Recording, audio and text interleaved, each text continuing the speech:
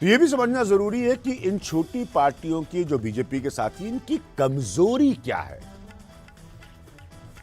मेरे हिसाब से इसका पहला पॉइंट है, जातीय आधार पर सिर्फ अपने अपने इलाकों में असर रखते हैं, यानी कि बड़ा प्रभाव, बड़ा असर इनका नहीं है। मेरा दूसरा पॉइंट है, अगर इनका वोट किसी और तरफ चला जाए तो पूरे समीकरण को भारी नुकसान पहुंच सकता है। मेरा तीसरा पॉइंट है, बीजेपी के बड़े आभा मंडल की वजह से इनकी अपनी पहचान कमजोर पड़ जाती है, क्योंकि बीजेपी बहुत बड़ी पार्टी है।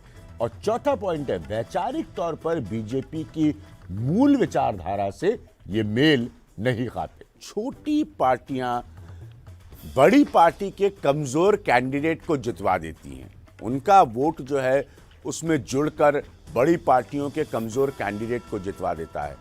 क्या आपको लगता है कि इसका रिवर्स भी होता है, क्योंकि आप साथ में हैं तो उनकी मदद आपको मिले आपके उम्मीदवारों को जीतने के लिए? अमूमन ऐसा नहीं हुआ है, इसीलिए कहते हैं कि छोटी पार्टियों को एक स्तर के बाद एक्सप्लॉइट कर लिया जाता है। जो बात आप कह रहे हैं वो पूरी तरीके से मैं नकारूंगी नहीं, क्योंकि ऐसे अनुभव होते हैं कि बड़ी पार्टी और छोटी पार्टी ने साथ में एक गठबंधन कायम किया, तो छोटी पार्टी का जो वोटर है अपने नेता के प्रभाव में या अपने नेता की अपील पर वोट ट्रांसफर कर देता है, लेकिन बड़ी पार्टियों का वोट जो होता है वो छोटे दलों के प्रत्याशियों को ट्रांसफर नहीं होता है। ये ऐसे अनुभव आए हैं। लेकिन हमारा जो भारतीय जनता पार्टी के साथ गठबंधन रहा, मैं कहूंगी कि हम दोनों बड़े भाग्यशाली रहे हैं कि हमारे गठबंधन में ऐसी परिस्थिति विकसित नहीं हुई। और यही कारण है कि 2014, 2017, 2019 आप इन तीनों चुनाव को देखिए तो एनडीए गठबंधन के प्रति जनता का विश्वास रहा है और वोट ट्रांसफर दोनों तरफ हुआ है।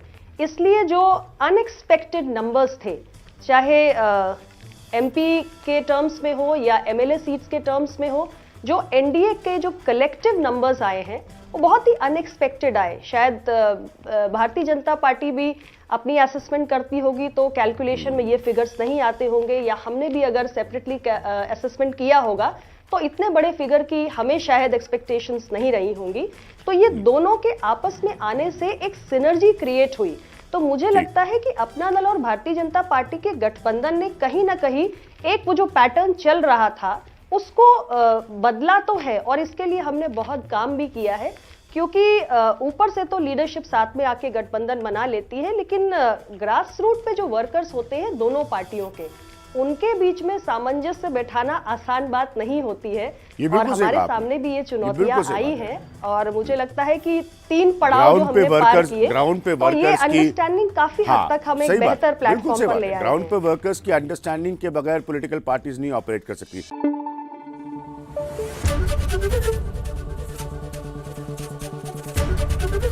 एबीपी न्यूज आपको रखे आगे।